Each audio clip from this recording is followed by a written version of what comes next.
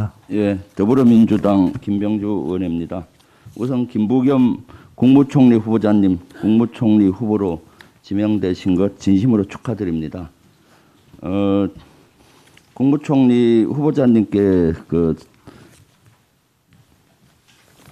얘기하기 전에 조금 전에 존경하는 우리 이양수 의원님이 말씀한 그 사진을 보고 저는 조금 전에 의사진행 발언에서도 이 청문회가 정쟁의 장이 돼서는 안 된다는 것을 말씀드렸습니다. 첫 번째 사진을 여기서 뭐 정치 유세하는 겁니까? 21대 총선에서 존경하는 이양수 의원님의 가장 경쟁자가 누구였습니까? 저기 나온 사람 아닙니까? 그러면 저 사람을 또 여기에서 공개석상에서 얘기하는 것은 개인에 대한 또 이런 것도 침해하는 것이죠. 이것이 이렇게 정쟁의 장으로 몰고 가서는 안 되는 것이죠. 총리 후보자를 검증해야 되는 것이지 21대 총선 때 자기 상대 후보를 여기에서 까내리고 또 다음에 또 이렇게 인신공격을 하고 이렇게 해서 되겠습니까?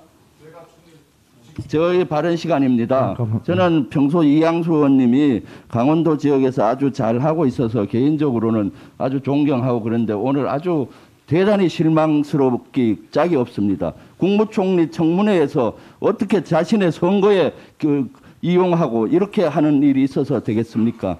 우리 우리 위원들 자신이 스스로 여기에서 정쟁의 장으로 가서는 안 되겠습니다. 국무총리의 실질적인 능력과 검증을 받도록 그렇게 해 주시기 바랍니다. 그리고 이양수 의원님은 거기 인원을 된 명단 거기에 대해서는 공식적으로 사과하세요. 여기에 왜 특정 인원에 대해서 이름을 밝히면서 자기의 경쟁자를 까내리고 있는 것이죠. 이거는 사실은 있어서는 안 되는 일입니다. 공식적으로 이따가 사과를 하기 바랍니다.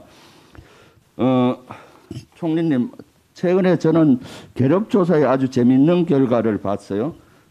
국무총리 후보자로 적합도 조사에서 호남에서 47%, 대구 경북에서 45%도 영호남에서 모두 적합도가 높게 나왔습니다. 여론조사대로라면은 김부겸 국무총리 후보는 영호남 모두가 좋아하는 지역 하합형 총리라고 생각을 합니다. 후보자님 어떻게 생각하십니까? 예, 제가 정치를 하면서 갈등을 가능한 한 줄이고 지역이나 세대 또 성별로 화합을 하자는 그런 주장을 해왔습니다만 제가 그런 칭찬을 그런 평가를 받기에는 좀 많이 부족하다고 생각합니다. 예, 후보자님 총리가 되시면 범국가적인 시각에서 지역 화합과 사회 통합을 위한 구상을 하셔야 합니다. 혹시 후보자님께서 생각하는 정책이 있습니까? 예, 결국은 저는 우리 사회가 지금 코로나19 때문에 발생된 여러 가지 사회적인 어려움 때문에 모두 다가 국민 모두 다가 각계각층에서 다들 힘들어하고 계십니다.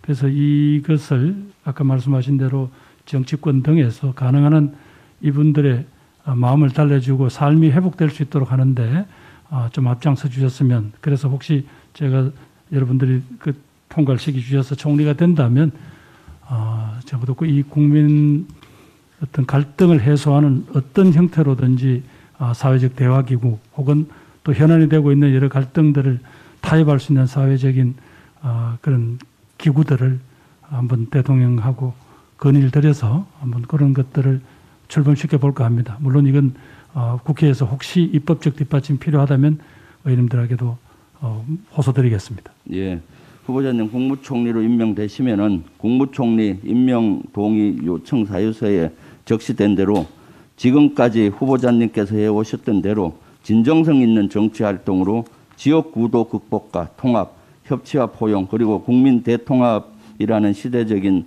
사명을 다해 주길 바랍니다. 후보자님이 인사 말씀에서 보니까 네 번째로 우리 청년의 문제에 대해서 얘기를 하셨는데 거기에 대해서 저도 공감을 합니다. 그러면서 청년 문제에 대해서 질문을 하겠습니다. 21년 현재 청년 실업률은 국민 평균 2배를 넘고 최저 주거 수준 미달 가구 수는 2배를 육박하고 있습니다. 이것은 비단 2021년의 문제는 아니고 뿐만 아니라 이전부터 계속되어 왔던 문제입니다. 우리나라 청년들은 고통받고 있고 소외되어 있습니다. 우리 정부는 청년 정책에 대해서 지속적으로 노력하여 작년에는 청년기본법을 시행하였고 청년 관련 정책과 지원 방안이 나와 있지만 그 실효성과 만족도에 대해서는 아직 그 효과가 미미합니다.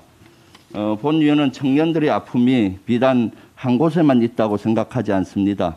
군대, 주거, 일자리, 교육, 문화 등 사회 전반에 걸친 지원과 관심이 필요하다고 생각을 합니다. 후보자님, 우리 정부의 청년 정책 어떻게 생각하십니까? 그리고 청년들의 아픔과 고민을 해결해 주실 계획이 있습니까?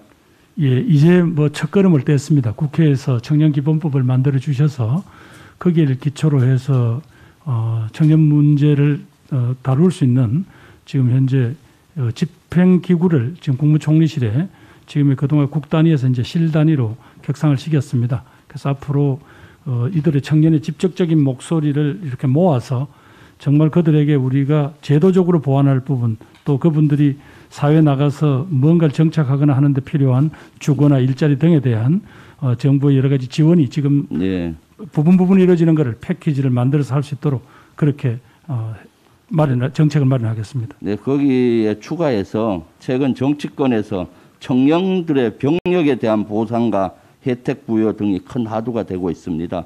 특히 의무 복무를 하는 병력들이 거기에 대한 합당한 보상이 돼야 된다는 여러 가지 논란이 되고 있습니다.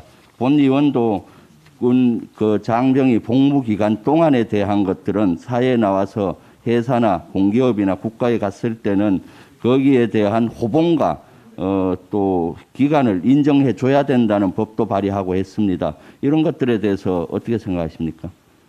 예, 1999년에 이른바 성진 씨 혹은 채용 씨의 가점을 주는 문제는 일단 위헌 판결이 났기 때문에 그 부분은 어쩔 수 없지만 그래도 국가를 위해서 자신들의 삶의 일부를 이렇게 바친 그 청년들의 그 노고에 대해서 국가가 그걸 인정을 하고 거기에 대해서 다양한 형태로 그분들에게 최소한의 그런 혜택을 주는 것. 지금 예를 들면 호봉가상 같은 거는 지금 공공기관 이상에는 하고 있는 걸로 알고 있습니다. 민간 기업도 일부는 하고 있는 걸로 알고 있기 때문에 이런 부분들을 좀 더 확대하고 하는 부분들은 계속 모색해 나가겠습니다.